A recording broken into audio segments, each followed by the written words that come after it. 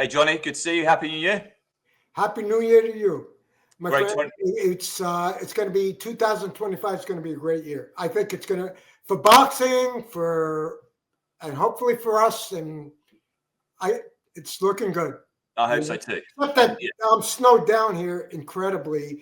So that's the one thing, that it started out with a lot of snow, but everything's good outside of the snow. What temperature have you got there? Oh God, it's under 30. It's under 30 degrees, and it's like you can't. It's not just a matter of digging, but you have to bang, and just scrape it out. And if I don't have George Foreman here with an axe, I ain't getting through that ice. Right. You can just stay in and watch the fights. So yeah, that's great. That's it. That's my plan. So you had a quick pick on a couple of days ago for the Opetaya fight, which was great. Well, thank you. So you went under 7.5 in the rounds, and you went Opetaya 5 to 8 for the stoppage.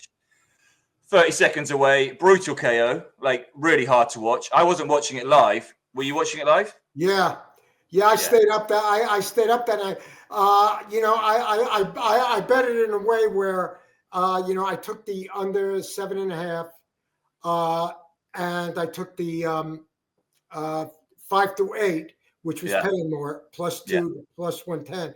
And I took them in a way where they'd both be profitable. Obviously, I was hoping it would have made the 5th round, so I could have gotten them both, but just short. But it went pretty much the way I thought. The way I mentioned it. It was interesting because I'd never seen, what is his name? I can't even say it. Every time I'm going to say Naika, I'm going to say it differently, but that's fine. So Naika, like I thought, I mean, he looked like he looked tall, and like there were attributes I liked. He looked a little bit upright from the one fight I'd seen him in, but the amateur pedigree made me think it would go long. So my first thing was I'm going to take the over 7.5 rounds. I put that out on Twitter. I'm going over 7.5 rounds. I spoke to you, and you had a great analysis about overestimating amateur pedigree. Yeah. And I think we've got a brilliant Morel Benavides in a few weeks. Yeah, that's a really good example of it too.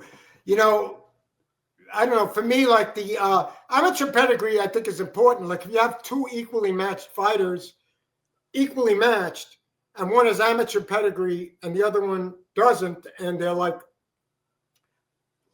they've one loss or no losses. Not that one's been through the mill, But I mean, if it's close like that, you always that amateur pedigree comes in really handy, in my opinion. Yeah. But I don't place that much emphasis on it. As a lot of people do. Like usually I'll take a proven veteran over somebody that looks really good with an amateur pedigree. I'll give you an example.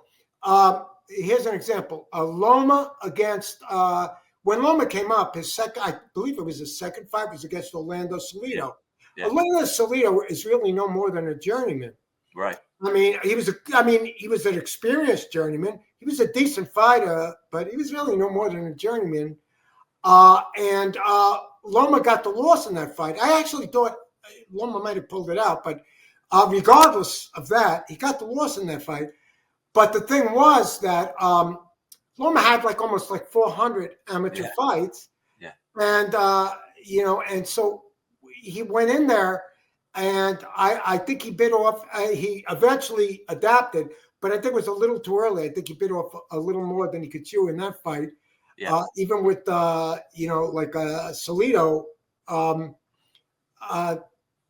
just being able to get that fight, to get the win. Yeah. So do you think spending too long on the amateurs why is that a detriment in the pro ranks?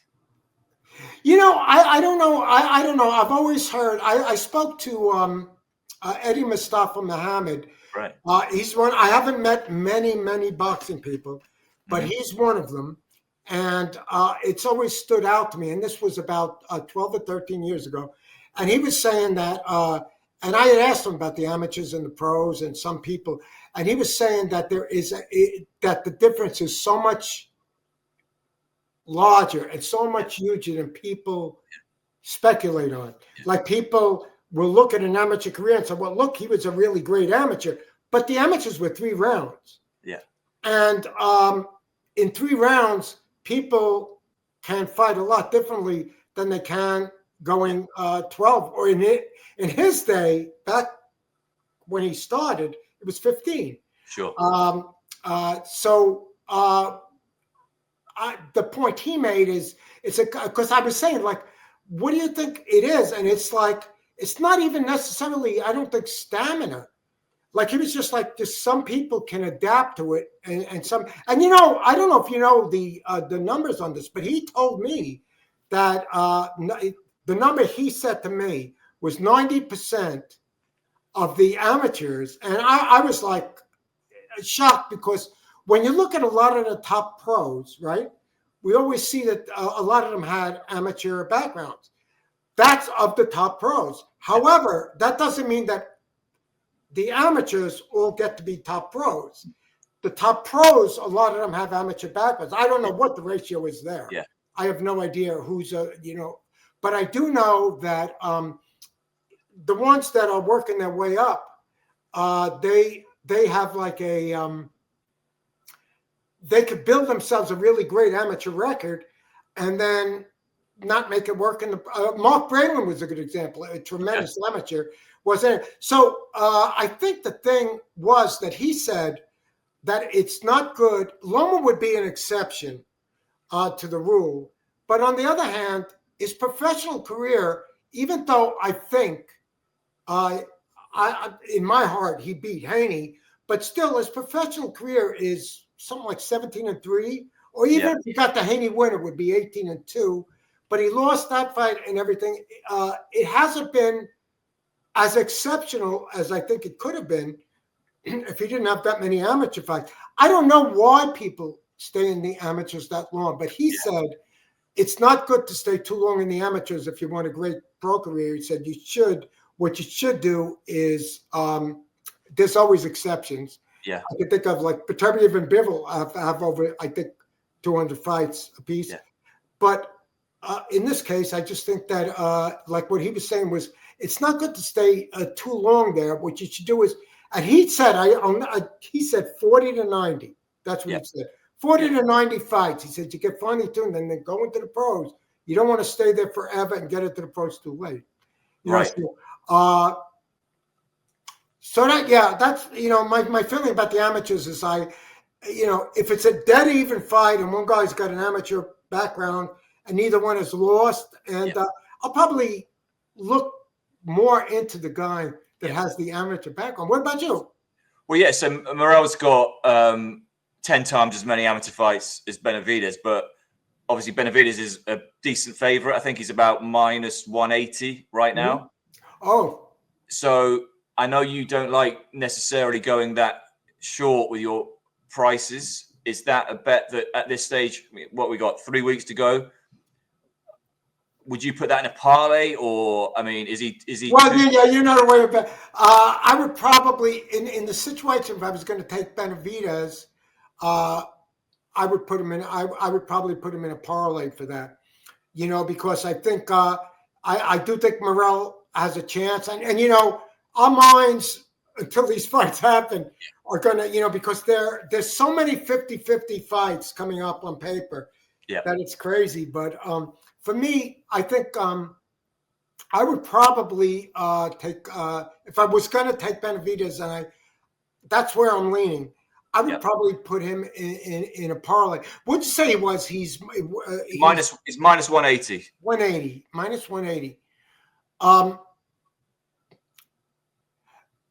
That's close, but I would probably put him in a parlay with something that I felt really good about, just to try to fatten up the price a little bit. This is the difference between you and me. I quite like those sort of prices. I don't mind going in on those short prices, but but you said, right? Isn't that you said also in the UK they're good with that?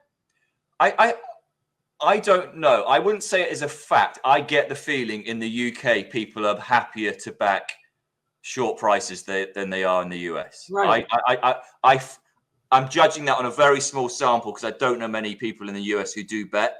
But yeah, I think in the UK, no, people do like a big payout. They do like the big prices and the outsiders. But I also think we're not shy about taking a minus 400 shot if we think it's gonna win. So yeah. When with something like that, see, in the case of Benavides, I'd be nervous with the minus 180 because I'm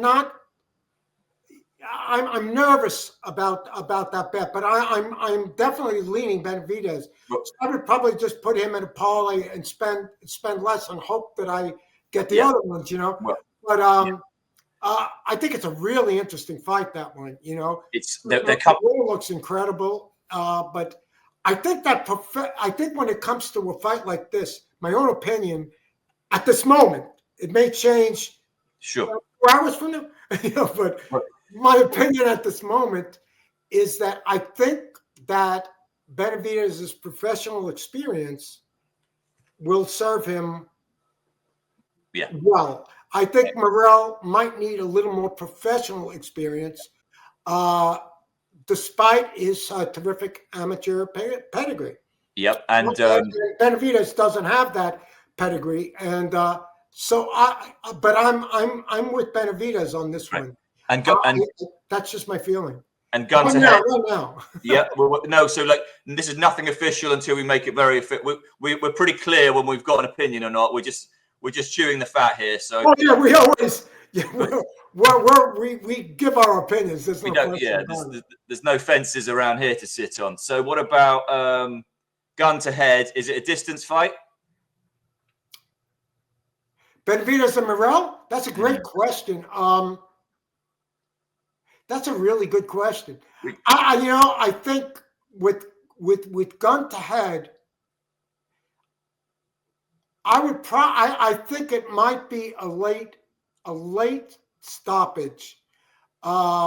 Interesting. On the part of Benavides. I could see it going the distance. I could, but I'm thinking it might be a late stoppage on the part of in Benavides' favor. Yep. Sounds sensible.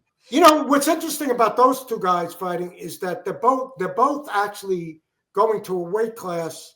They've both just recently got acquainted with that weight class because I think what happened was they were both wanting to fight Canelo, and Canelo clearly. And I hate to say this if anybody is watching and is a Canelo fan, but he has not been taking challenges for quite a while now. And he did not want any part of Benavides or Morrell.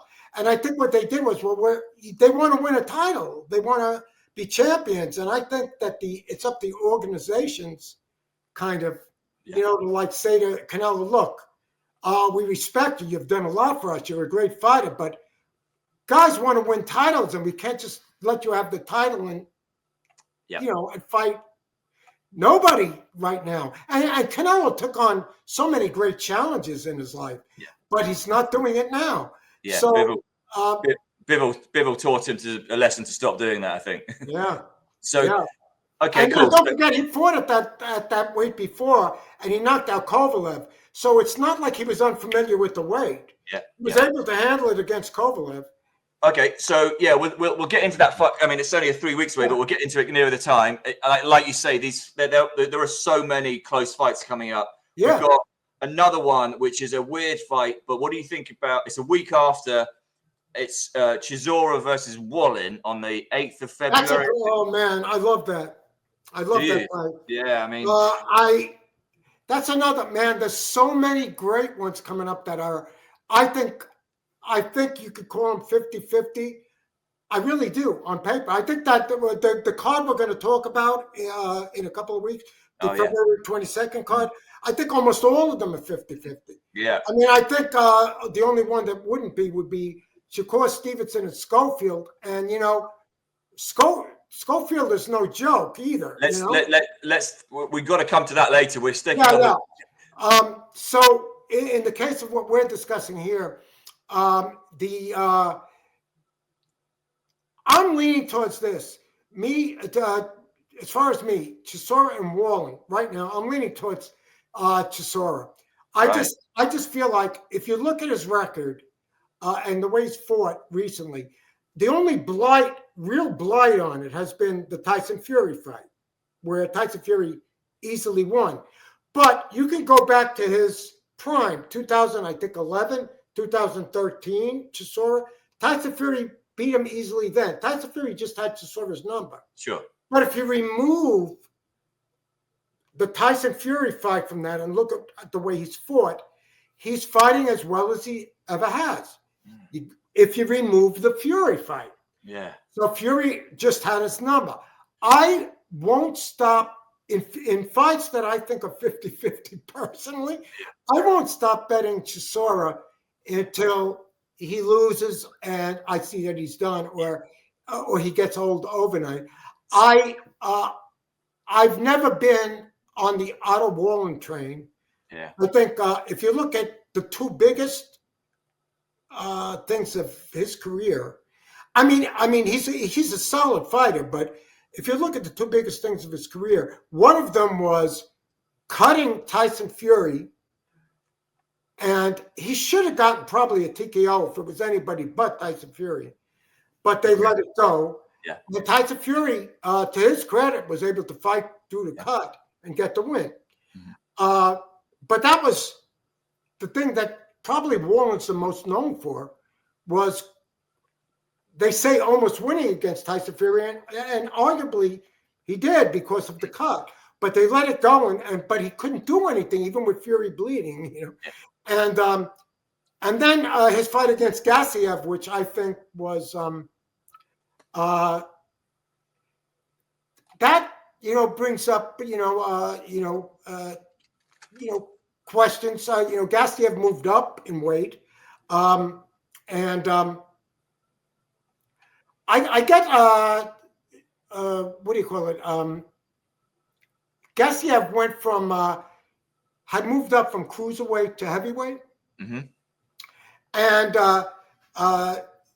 Wallen fought him, and Gassiev had a couple of fights, and it was a really good fight. And Gassiev, it looked like he had completely adapted to the to that fight, and to the weight, and Wallen nicked the fight. He just nicked it. That was probably Wallen's best performance because he nicked. But I can't shake in my head that the guy is a natural cruiserweight and was up in weight. I've just checked. So Wallen's the favorite in there. He's a minus 230 favorite. You can get plus 175, so like 7-4 in UK money on Chisora. Oh now, yeah, for me, I would take Chisora in that one. But Chisora's the guy that everyone thought was shot before he shot, it seems, and people want him to get out, but he's getting the win. So yeah, I mean that sounds like one that maybe doesn't need to go in a parlay. Right. No, yeah, no, it does not at that price. No. I mean, Chisora is like, he has not, in my mind yet, outside of the Tyson Fury fight, I have not seen him beaten down. He looked great against Joe Joyce. I mean, neither one of them looked great in the fight. Yeah. But he was able to take on a guy like Joe Joyce, put him down in what was it, the ninth round, one of the late rounds, win the fight convincingly against Joe Joyce. And I know Joyce is suspect, to people right now, but he's still a quality fighter, and he's still Joe Joyce. And I look at Otto Wallen, and I think, like, what could he present to Chisora that Joe Joyce didn't? He doesn't have a harder punch, and I don't think he's a better boxer than Joe Joyce is now, as we would call it, because of Joe Joyce only lost twice and was to the same guy, Zhang. I know, and Chisora would have been a decent underdog against Joyce, right? Oh yeah, he was. He was like against Joyce, I believe he was like plus 360 or something. Right. Yeah, chunky. I mean, yeah, he was a big underdog. Yeah, because I took him in that fight for just the reason that what I did personally was just that I just eliminated the Tyson Fury fight because everybody was going off the Fury fight. Chisora looked like he was 80 years old in that fight. Yeah. But I was thinking to myself, in 2011, he looked like he was 80 years old. Yeah, right. Interesting. Yeah. And he did in, I think it was 2013 or 14. They had a rematch. Fury had his number. So I just eliminated that fight in looking at it. But yeah, I think I would go personally. I'm going with Chisora over Wallen in this sink or swim until Chisora loses in a major way to somebody. I'm kind of sticking with him unless it's a fighter that I think is just that much better. And I don't think Wallen has proven he's that much better. Nice, like it. I mean, it's just my thought. Yeah. I mean, I like it. Again, we'll make it official near the time. But what are your thoughts on that one? I am surprised he is that big a price. I thought it would be closer. I actually thought he might even be slight favorite, but I'm surprised he's that big. Yeah. Especially since I think his last. I don't think he's had a fight since he got like manhandled by AJ. I mean, I don't know if he had a fight after that. Well, this is it. And he, I remember in your AJ assessment before Dubois, Wallen was one of the reasons you picked holes in AJ's resurgence. So it lends itself to this now being, a good opportunity for Chisora. Okay, cool. So a week later, so it's like one fight, another fight, third week on in February, we got Jack Catterall is back against Barbosa. So I love a southpaw and Catterall. Early thoughts on that one? I think the betting on that one, let's have a look, is Catterall decent favourite at minus 250, which is 2-5 in English money, 68% chance. Oh, is that it's Catterall? In that one against Barbosa's got his record looks really pretty, but I gotta. Personally, I think Catterall is at his peak. Mm-hmm. He's peaking right now, and the way I feel right now, and I could literally go onto my site or go to the casino, go up there thinking, okay, I'm going to bet this, and I'll go up there and I'll say to the guy, and I'll do the exact opposite. Yeah. You go up there saying, I'm going to take Catterall for whatever amount of money, and then you go up there and you go with the other guy just on. You just decide at the last minute, So for me, I am going with Catterall in that fight. I think Catterall is going to beat him. I think he's a worthy favorite. I think he's. As a matter of fact, what are the odds in that fight? So Catterall is like minus 250. He's minus 250. Yeah. I think I think that's a worthy price. I know some people that are going for Barbosa, but I think Catterall deserves that. I think Josh Taylor. Again, you can't do triangle theories in boxing, but I think Josh Taylor was like he had a very bad fight against Lopez, and I think it was because of styles. Because I think he proved in the rematch with Catterall he's not done. Yeah. He was definitely fought much better in the rematch with Catterall, but Catterall won it and was convincing and was better in that rematch. But Taylor is not somebody to I don't think to be like looked over. And I think Catterall's victory over Josh Taylor spoke volumes. I would have to at this point, and again, I usually look at the weigh-ins before I go up to somebody and say, "Here's my money. Here's my money. Let me have." Before I do that, I usually like to look at the weigh-ins. But the way I'm feeling right now is I would definitely take. I would definitely right now. I feel confident in Catterall to win that fight. I think that one might be a decision. Yeah. But Catterall's tough. Yeah. I mean, for me, that would be what I would do right now. Yeah. I really like watching Catterall box, and some people just sort of aren't that impressed with him, but I love everything he does. To me, he's a pure boxer, and I'm a massive fan. And he's the sort of guy that his price to win the fight is almost always exactly the same for his price to win a decision.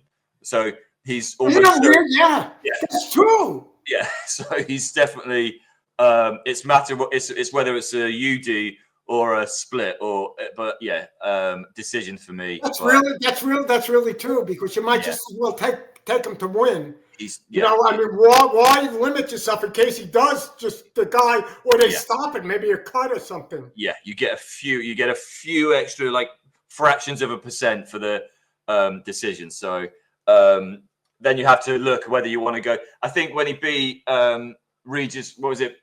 Regis, what's his name? Progray. What's his name? Yeah, and I think even a UD was odds on. He was like minus 130 to win by unanimous decision. Right. So, okay, great. So 3 fights coming up early February. Yeah, those are going to be. We have there's so much coming up that it's unbelievable. Like that, we're going to be talking about the February 22nd card. But I mean, just what's coming up, that there's so many really interesting fights. So I want to do some what ifs. I know what ifs are a waste of time if they don't materialize. But the first what if I want to do is, if I think almost certainly we're getting Fury AJ this summer. It just makes sense now. Now, who's the favorite in that fight?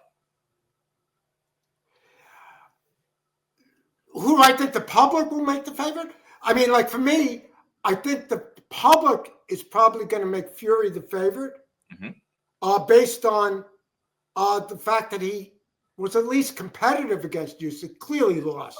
Yeah. Let me be clear about that. But he was competitive, whereas AJ got blown away by Dubois. Yeah. But so I think Fury will be the favorite. Yeah, I do too. Are you right now? Are you leaning in any direction? So I thought Fury had the potential to turn old overnight against Usyk. I think the Fury that turned up against Usyk was far better than I was expecting. I think he lost comfortably, but I was incredibly impressed by him. I did not think he could do 12 rounds. I think he fought to last the distance rather than to win. I don't think he was trying to win that fight. He was trying to survive 12 rounds. Yeah. I think he was worried about being knocked out. I think the combination of the this is just looking at it from a psychological standpoint, but I think the combination of, even though there's controversy about how much a beard protects the face, it does change the target. I think that big beard, which he never fought with before, and I think those hard trunks, which basically, I thought they were like a long choker, And I think that I think the high trunks and that beard showed a lack of confidence on his part in his chin. Yeah. And that was just my feeling in that fight. I just thought, for all the bravado and all the selling of the fight, I think he was very nervous before the fight, and I think he was very doubtful. And I just think those two things, those trunks were high enough for everybody to make fun of. They were joking all over Twitter. So they were obviously really high, and that beard was being joked about because he never fought with a beard. He's had beards before. He always shaved before the fight. Now, even psychologically, he said it might help a little bit with cushioning, and it's going to move the target a little bit. But he showed doubt there, and I do think I agree with you 100%. I think he fought to. I think he was too concerned about getting knocked out. I think he would have rather lost that fight, like he did, and claim he won it, than to have really mixed it up, try to really win, and get knocked out. because he would have if he mixed it up. And your preview went into detail saying that it's not about running out of gas. The gas is he couldn't risk me all this stuff about I'm going out there to smash him. No, because if you do that in the first 6 rounds, you're going to gas and you're going to get stopped in the 8th. Yeah. So he didn't do it. But so I think what this fight is interesting for Joshua and AJ, if it does happen, is their psychologies are very important. So Fury, I think he knows Usyk beats him 9 times out of 10, 99 times out of 100, whatever it is. And I think he feels the same way about him over Joshua. But similarly, I think Joshua, where he has looked sometimes lacking in confidence in fights, I think the Fury fight might bring the best out of him. Yes. So I think it was 3 years ago, it was a fight I couldn't care less about. Now that they're both on the slide and they both kind of know what their position is, they're not all-time greats and they're not even the best of their era. Now they know that they're on that second rung of the ladder. It might be a really interesting fight from a best. And you mentioned that with the first one, as far as the results being tainted, you had said that about even if Fury was to lose, they could sell. There's a beautiful sale with Fury and AJ, and that is what they're doing. And for me, I haven't really thought about it, like where I would actually put the presidential pictures that I have on pieces of paper with the pictures of presidents that are green. If I'm going to put them down, I have a collection of them. But anyway, Benjamins. If I'm going to put them, what? They're called Benjamins, aren't they? Yeah. Exactly. Yeah. I just like, they're fun to collect and, they come in handy. But when you put them down on somebody, that's when it matters. But the way I'm thinking right now is if you had asked me 2 years ago and going all the way back, I'd say Fury was a lock. Same. I just thought Fury in every way had him beat. Yeah. However, the way it is now, I'm curious about your opinion on this. This is one of the things that I'm seeing now before I picked it. I would still I still feel like I'm leaning Fury. I think that's the natural way to lean. I think AJ will be the underdog, I think. Yeah. Because of the way he lost to Dubois. But that was Dubois. Yeah. Dubois has one. Fury doesn't have the power people think. No. His knockouts of Wilder was Wilder's exhaustion, and Wilder's not used to being messed with like that. Yeah. He didn't even knock out Chisora Fury, and he didn't knock out Wall. So I don't think Fury has power. I think he went to a different style because, first of all, he was getting older, which is smart. But I also think that he went to that different style to kind of it worked with Wilder, because I think he discovered that after the 12th round when he was trying to survive. He realized, hey, I was mixing it up with him and it worked. So given that, the thing is, you got two guys in there with questionable chins. Now, Joshua's chin is awful. Joshua's chin is awful, in my opinion. Yeah. He doesn't have a chin against a hard puncher. Now, I saw Klitschko put him down. Klitschko hadn't put anybody down with one punch in that fight. And Klitschko was pretty old then. He had 2 years layoff. Klitschko didn't put anybody down right away like that I think it was the 6th round or the 5th. Klitschko put him down, and AJ survived it. And AJ showed a lot of guts in that fight. But Klitschko put him down. And that doesn't show a bad jaw. People get knocked down.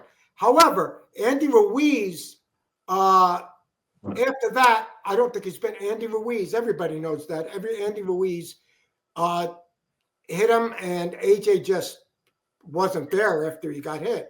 So after watching him, and even Dylan White, when they fought earlier in AJ's career, Dylan White almost had him out in the second round. He couldn't finish him off. He got knocked out himself because AJ has power. So my thing with this fight, and you tell me what you think. My thing with this fight is that Tyson Fury, I don't know how he would approach fighting AJ, but if he mixes it up with him, I know AJ's got a really bad jaw. That's the big thing. But I don't know if Fury has the punch to rattle AJ the way Dubois, Klitschko, and Ruiz. And Ruiz is also it's fast and all. I don't know if Fury can't rattle him with the punch. Exactly. Sooner or later, AJ is going to hit Fury. I agree. And, the thing is, Fury's chin is not there anymore. Yeah. I mean, first of all, it's not visible anymore. Yeah. But besides that, it doesn't seem to be there. You know, it seems like he's been knocked down in most of his recent fights. It's normally in boxing when these fights are made too late and everyone's saying, oh, it should have happened 5 years ago. I disagree. I think it's the perfect time for this fight. And I think 5 years ago, it's a mismatch. I think 5 years ago, Fury would be 10-1 on to win that fight. Now, I think the betting market is going to overestimate AJ's decline. I think he has declined, but, you know, it depends on the style matchup. And I think his decline might not be so apparent in this matchup for the reasons you say. The Fury punch is not really there. I think it's going to come down to, I side with Fury, no question. But is Fury going to be, he's definitely going to be a favorite. Is he going to be a slight favorite or a massive favorite? Boy, is that an interesting question. And I don't know. And he could be a massive favorite because AJ is so shot, everyone thinks. And if he is a massive favorite, while I'll pick him, I'll back AJ if I get me too. Same thing. So that's how I see it. Who knows? I agree with you. I think there's a chance that because of how bad AJ looked against Dubois, and the fact and Fury looked good against Usyk. The what? And Fury looking quite good against Usyk, despite losing twice. Yeah. And I think that's going to make the odds. You know, and I would in that fight, I would probably, depending on the odds, I would probably just say, look, I'm going to take AJ. Yeah. Just based on the fact that I think if AJ nails him, because AJ can punch. One thing he can do is punch. Yeah. I think if AJ nails him, Fury's chin is not the best. I agree. And but AJ's isn't either. I don't know what Fury's style or power would do to AJ's resilience. Yeah. But, you know, it's really interesting, but it's more. I thought it was easy Fury. I always feel, but Fury. Yeah. Now, all of a sudden, at this point, like you just said, this fight has all of a sudden become actually more interesting now than it would have been, because now we've seen Fury exposed as far as his chin. Yeah. We've seen that his ring, in my opinion, we've seen that his ring IQ is not what people were saying it was. Yeah. I saw somebody else write this, a boxing writer, talking about Usyk's superior ring IQ. That was never mentioned before the fight. Usyk, I don't think Tyson Fury has a great ring IQ. I never did. Yeah. I think that after he loses or has a rough fight, then he can plan. But the only guys he came back against were guys he beat. Yeah. You know, we talked about that once before, but it was against Wilder, and he really won the first fight. And then he decided to change the way he fought him, and it was against Chisora. So they build him as the king of rematches. Yeah. And I'm thinking, like, well, yeah, you could be that. I could be the king of rematches if I was fighting people that I beat. Yeah. You know, I mean, it's not like he came back and, you know, like Antonio Tava came back in rematches and beat people that had beaten him. Yeah. There are rematches and there are rematches. Yeah. Lennox Lewis was the king of rematches. Yeah. Oh, yes. Yeah. So Okay, so the other fight, I don't want to get into the 22nd of February, but this I want No, to just talk. we'll do that next time. Yeah. I just want to do like 2 minutes on this one because it's similar in terms of the perception of the two fighters versus how favorite they should be in the betting. So, and it's already a brilliant talking point between Dubois and Parker because they are both man of the hour. They've both had brilliant 18 months, 24 months. But there are question marks around all of their performances that have got them to this point. So, and it's another one. So I'm just going to say what I think of this. I think potentially Dubois has been overestimated in where he is right now, and Parker has been underestimated in the betting lines because the betting is quite wide. And I think you might feel slightly different on that one. Well, that's a really, really interesting point, David, because if you think about it, I think like Parker, I have this little thing, I'll tell you in a second, but Parker and Dubois, I do think Dubois is being overestimated. I do think the odds are a little more for Dubois than they should be because of what he did with AJ. Yeah. But I do think Dubois should be the favorite. He's the one boxer that no matter how I feel, I could bet him thinking with total confidence, and he's the one fighter, the only one that I bet, and I'm like going, please don't take a knee. Yeah. Because it's in him. He's done it a number of times. It's in him. Suppose he gets frustrated by Parker, and he just decides, and maybe internally gives up on something. But do you think that is something that you can grow? I think potentially he's grown out of that, and now I see a different idea. I see a different human being post AJ in Dubois. There's a confidence and a swagger in his own unique way that wasn't there before, and I reckon he might just. That might just be behind him. Yeah, in line with exactly what you just said is that the mere fact that Dubois, and this sometimes works in reverse, but the mere fact that Dubois is already talking about trying to fight Usyk again and other things, if not Usyk, he's looking past Parker. Now, that works against a lot of fighters, overlooking a fighter. Yeah. And that may work against him. But what I see in that, as far as Dubois is concerned, is it's showing a confidence that I don't think he had really in the past. Yeah. And so I see that confidence level. Yeah. And and so right now, the way I feel about that fight, and I think that's going to be a classic. That's a classic matchup. But I have this one thing. I have this superstition. I wouldn't call it a superstition, but I just have this little theory of my own that I rarely do you see a fighter win 3 upsets in a row. Now, this is just a thing that I always, when I see a guy make comebacks, I'd always figure he's going to get stopped on the third one. It's like the 3 strikes and you're out thing in baseball. Okay. Yeah. And so what I'm thinking is, okay, he beat Wilder. He was the underdog, right? Big underdog, 6-1. Yeah. Yeah. Was it that? It was that high. I didn't realize that. And then what was he against that? He was the underdog. 3-1. Yeah. Yep. Yeah. And then now he's going into this and he's about 2-1. Yep. Around there.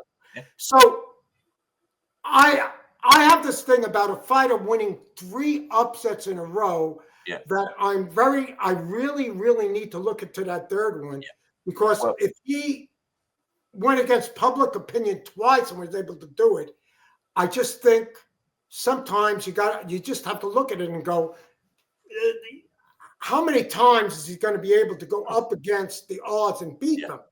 Yeah. And so I as silly as it sounds, it's not a hard and fast rule. It's just something that I think about. Yeah. So he did win 2 upsets. Yeah.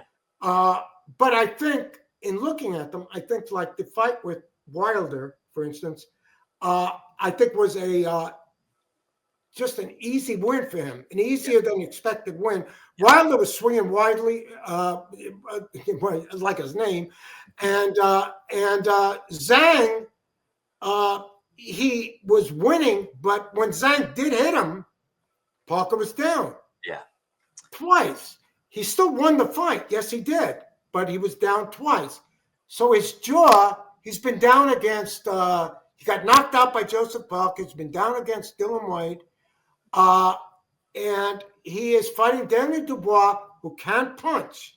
Yeah. Well, the thing is, how clever can Parker? Because Parker's got, I think, a pretty decent boxing IQ. Mm-hmm. I actually think it's certainly, I think it's equal to Fury's. Everybody talks about Fury. So, and I know that they're friends. So, I would say that Parker, in using with that ring IQ going in there, it's 12 rounds. Dubois with his so you got Parker's ring IQ and his confidence against Dubois and his recent confidence. Yeah. The thing that I think of, his fight with Hrgovic, Dubois got hit with a lot of rights. Too many. Yeah. Too many, way too many. However, they didn't rattle him. Mm. And the funny thing about Dubois is I've seen him, like, he got hit by a jab by Usyk and went down. And Kevin Lerena, he went down from nothing. And he went down against Joyce from what was seemingly nothing. And then I've seen him hit really, really hard and take it. He's a hard guy to figure. Enigma. Well, but I would at this point, I would look at it and I'd say, look, more so than building up Dubois' victories and saying, like, I'm not going off what he did to AJ. AJ has a bad chin. He just does. And that's just life. And he has a bad chin. And it's been really kind of through his career. He really has. It's never, his chin was not his shining thing. In this particular case, I'm looking at kind of like weaknesses again. You know, like we spoke about that a time ago. And I'm looking at it from the standpoint that in looking at Parker's resurgence, as they call it, and I don't believe in resurgences. I have this thing about boxers resurge. No, I think they have opponents they can beat. But I don't think they suddenly, in their 30s, become better fighters overnight. Mm-hmm. And I don't think that would happen with Dubois. I think Dubois, his fighting has been steady. I think his mind has been a problem, but I think his fighting has been steady. Parker, I don't think he's suddenly improved. And I love him as a fighter. Mm-hmm. I think he's a great fighter. But I don't think his fighting suddenly improved. But I think his victory over Wilder was an easy one because Wilder, when you watch that fight back, there was nobody wilder than Wilder in this fight. Yeah. And then when you watch his fight against Zhang, like I said, he was winning the fight, but when he did get tagged, he went down. And I would have liked to have seen him not gone down from those two punches, Parker. So I question his resurgence was Wilder and Zhang. I question that resurgence. On the other hand, Dubois against AJ, he showed improved defense. Besides hitting AJ, he also had improved defense. Yeah. And then before that, Hrgovic, he took the punches. He won the fight. I didn't like that he took all those punches, but he won the fight. You know, and then Baby Miller, he went through 10 rounds. Baby Miller's not an easy task. Yeah. And he went through 10 rounds and he TKO'd Baby Miller. So right now, the way I feel now, and as I said, it could change. But I would right now, I would have to favor Dubois to beat Parker, but I do think the odds should be closer. From That's what it. you said earlier about the AJ factor, Yep. he's not going to do that to Parker. Parker doesn't have a great chin, but he's got a better chin than AJ. AJ's chin is his weakness, unfortunately. If it was closer in the betting, I would fancy Dubois. I think it's gone a little too wide, and it's one of these fights where I think I will do something like bet against Dubois winning by stoppage. I think you will probably lean towards. I'm putting words in your mouth, but if you lean towards Dubois stoppage, I wouldn't be surprised. That's what I love about the UK betting. You can do that. We can't do that here. We don't have anything to be able to bet against them. I know. Well, you could Dutch all the other results, but it would be pretty awful in terms of the price you'd get. But yeah, so I will bet against. So Dubois is about even money to win by stoppage. I'll take the even money that he doesn't. That he either wins a tricky decision or Parker springs the upset, and also that gets the draw on my side as well. Well, that would make sense because if that fight was to go to distance. See, I would have to, if right now, at this moment in time, we still up to February 22nd, but at this moment in time, I would have to say that I would take Dubois, and if it was Dubois by KO, TKO, or DQ, which is what they offer here in the States, I would probably take, right now, the way I'm feeling, I would take Dubois if the odds were good enough. Yeah. I don't know what they are. Do you know what they are for KO or TKO? Even money. It's even money. That's it? Yeah. Oh, wow. We wanted more. Well, I don't know. I'd either put him in a parlay with something else that I felt really good about, or I might take that. If when the time comes. Yeah. Of course, that comes when you start, giving away your presidential pictures on those, on those papers with the green. So the whole thing is, I right now, and I'm starting to pick up the UK accent from talking to you. Not the accent, but the thing I would say, I fancy. Okay. I fancy Dubois to. Right now, I'm fancying Dubois to win in this one, and I'm fancying him by I think by a stoppage. I think he'll stop him because my thought is if it does go a decision, then and I'm wrong about this. Then I think Parker's got a good chance if it could go 12 rounds. Competitively, I just think Dubois just seems to he has a sense of confidence in when he's talking now that I never saw in him before. Yeah, I agree. And he's looking past him and talking about other fights, and that could be a detriment. But he just has a sense of confidence. And Parker is just one of those quiet guys that's an excellent fighter. Really close fight. That's probably, to me, the most interesting fight on. They're all interesting. We'll talk about the 22nd. Okay, so this is not our official pick, but right now we'll do a proper deep dive on the whole card. But for Dubois Parker, if you wanted to back Dubois to win inside the distance, I would match one of your dollars against one of my pounds for a bit of fun. And that's the first time I think we've disagreed on one. But let's see what our official view is in a few weeks when we get closer. Yeah, because we may change. But that's one of the things about that maybe you could tell people about the UK betting in the sense of how you can when what's called laying a fighter. And we're not talking from the standpoint of boxing groupies. We're talking from the standpoint of when you lay a fighter. Maybe you could tell people what that is. Oh yeah, I mean, whenever I write in the USA.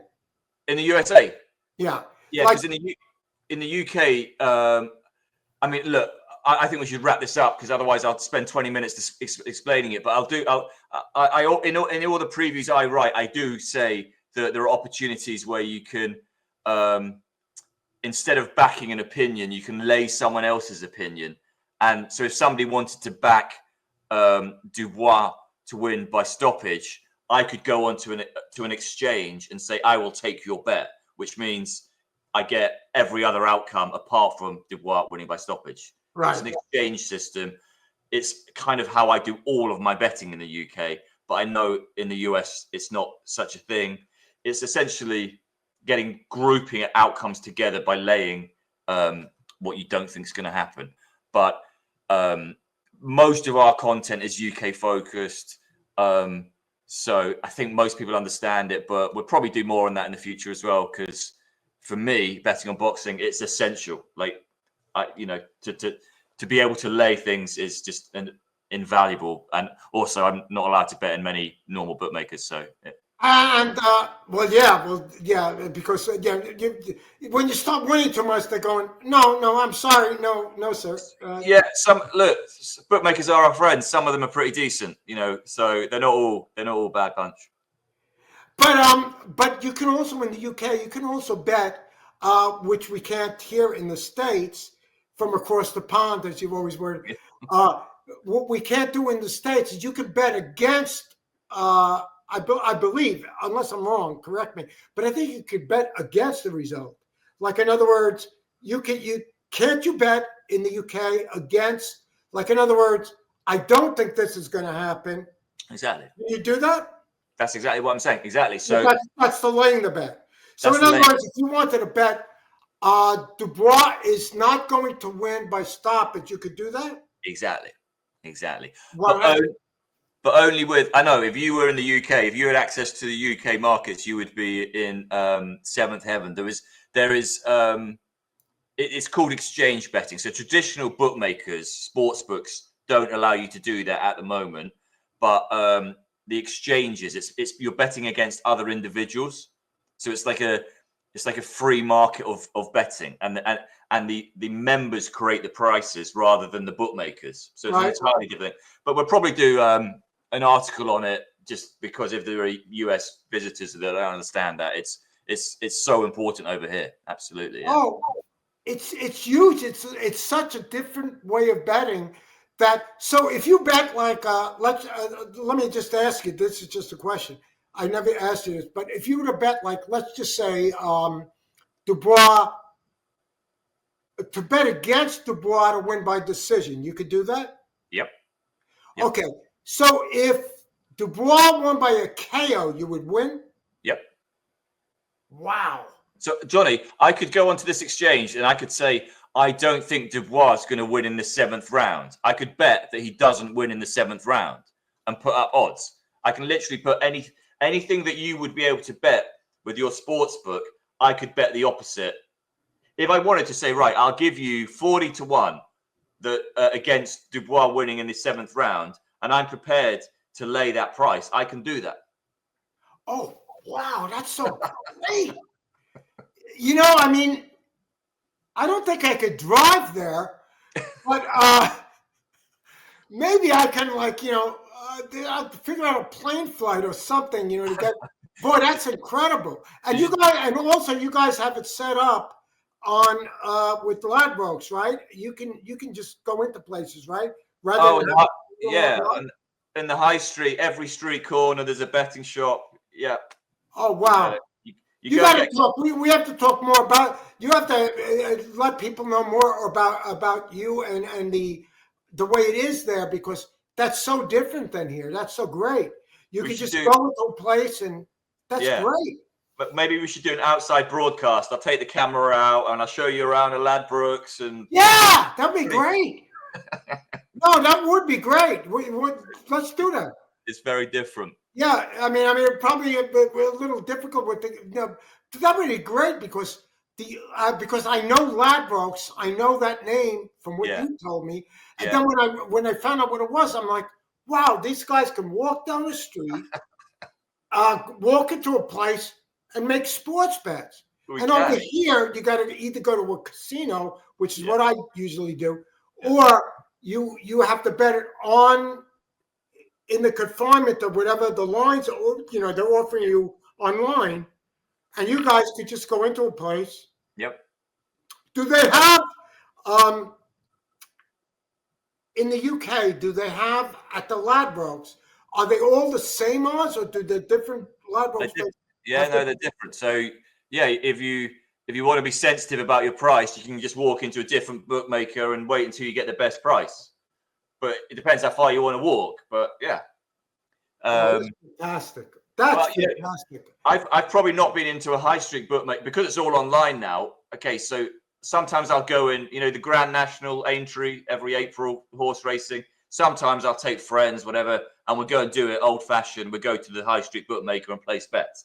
But I haven't had a boxing bet in a bookmaker for 20 years. So it's all online. Oh, right, with boxing. Yeah. Just boxing though. Yeah, so the only time I will go into a high street bookmaker is once a year for the Grand National because it's kind of a tradition. Right. Yeah, but for my betting, everything has been online. It's 20 years. Oh wow, yeah. But horse racing, you bet elsewhere. So if I bet a horse, it will be online as well. But only the Grand National, I'll go to the bookmaker just because it's an old tradition. It's what I've done since I was a teenager.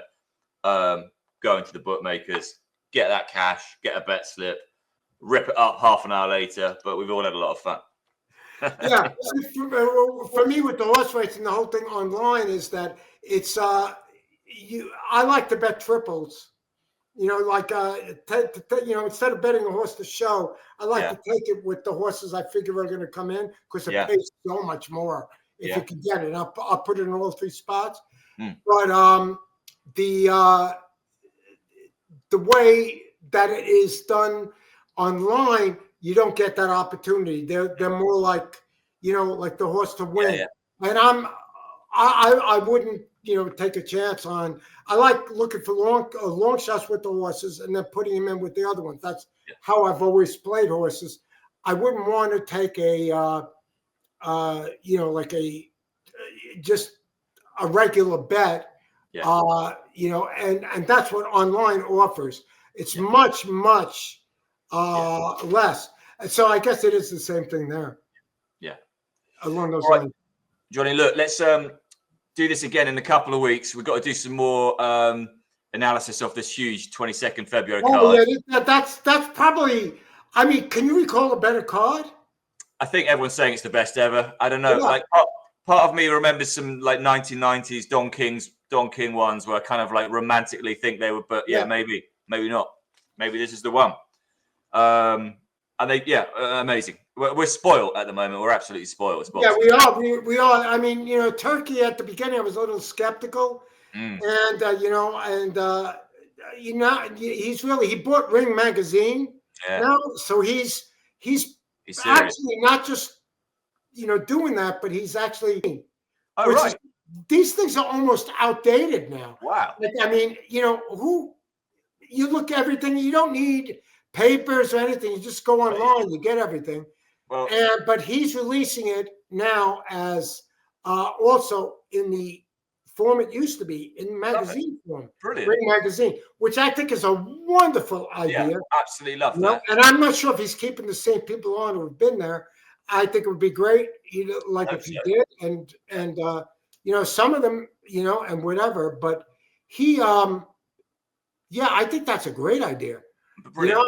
It's kind of bringing boxing back to where it started. And you know what? My hope is, and what I think might happen, and tell me if you agree, but I think given a year or two, he's going to be able to get it down to where everybody understands there's one champion. I think he might be able to get it down to one title. I thought that was what he was doing with the Ring magazine. I think he was going to try and make it that forget the straps. It's just who is the Ring magazines. I mean, there will be, everyone wants one unified champion in every division, but I think the mechanics of getting there, and also like I still quite like knowing who the WBC champion is above all the other belts. Like I think anyone who's grown up in the sort of the 80s and the 90s still has some sort of affiliation with that WBC belt more than the others. So, who knows? I I've heard that he's only doing this for a couple of years and then he's getting out. But who knows? Really? Yeah, I don't know. Oh, I didn't hear that. Man, I hope he doesn't, because he's given us, he's given boxing, Yeah. A lot of great stuff. I mean, when see, the thing about the belts is, it's a moneymaker, because you got all these organizations making money, and then they got interim belt holders. Yeah, So yeah. you got like the super champion, Yeah. the interim belt holder, and semi-super, and you lose track. But everybody's got some kind of a belt. Yeah.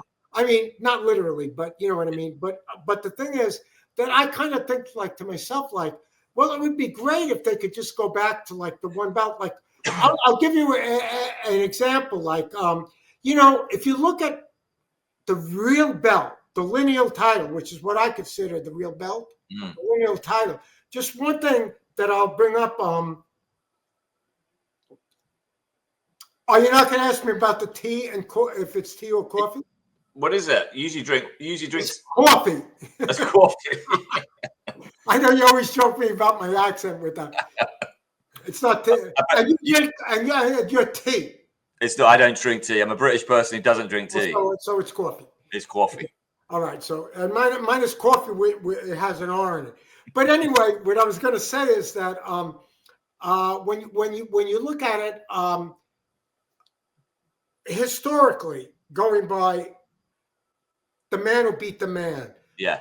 Which was always the way it was. Who is the lineal champion? That's, to me, the real champion. And I think that's what Turkey's trying to do. Agree. And if we were to utilize that throughout history, then I have to say this, that the youngest heavyweight champion ever, if we're going by the man who beat the real man, Floyd Patterson was the youngest. Right. Very underrated heavyweight champion. One of the greatest. Wow. Long path when he was older and still was competitive with people. Floyd Patterson was 21, a little over 21 when he won the lineal heavyweight championship. And he beat Ingemar Johansson, who was a great fighter. And Johansson beat him, and then he won it back and got it. Then second was Muhammad Ali. Second youngest. Yes, second youngest. Muhammad Ali was 22, and he was a little over 22, and he beat Sonny Liston, a killer, won the heavyweight title, blah, blah, blah. And then third was Mike Tyson, who won a portion of the belt. But see, he won the portion of the belt earlier than everybody. He won I think, WBC against Trevor Burbick. Yes. So when did Tyson win the lineal?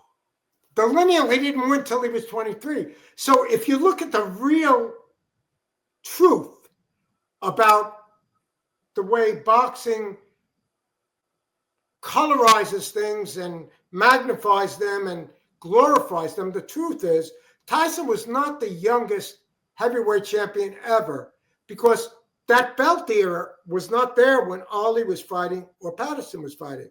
That belt era came in later, number one. It wasn't splintered, so there's more opportunities to win a title.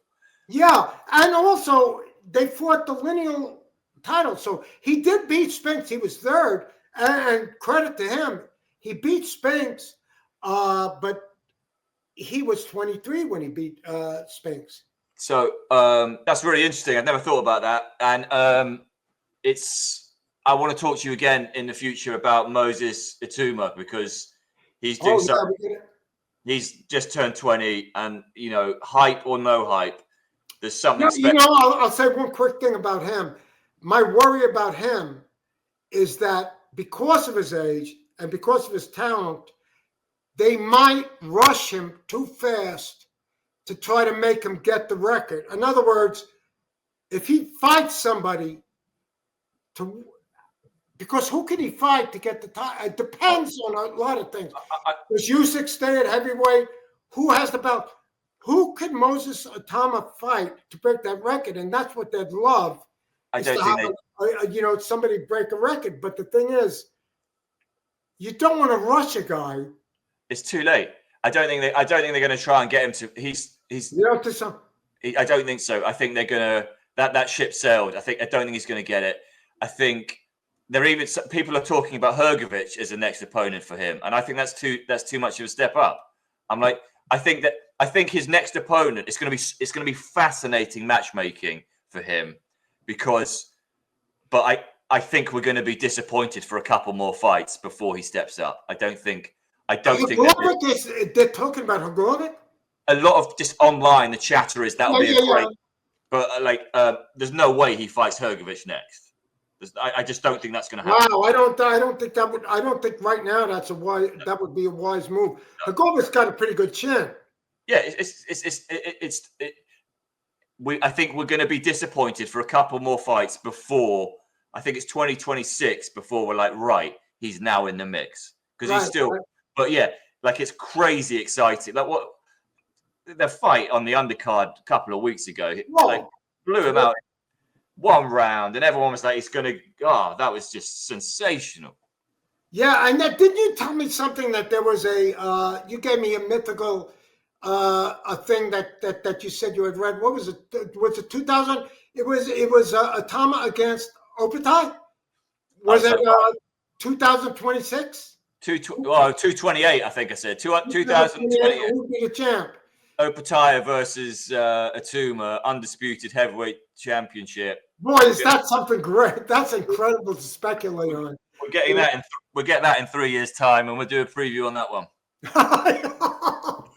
We'll do a preview now, and then 3 years later, we'll finish it off. It will be okay. All right, Johnny, great. Look, let's catch up in a couple of weeks. We'll get the work in on the February 22 card. The second card, yeah. And for you guys, and we'll talk then. That's great. Awesome, Johnny. As always. You too, man. Enjoy those coffees. Yeah, I will. Coffee. Talk soon. Have a good one, man. Bye-bye. Bye-bye.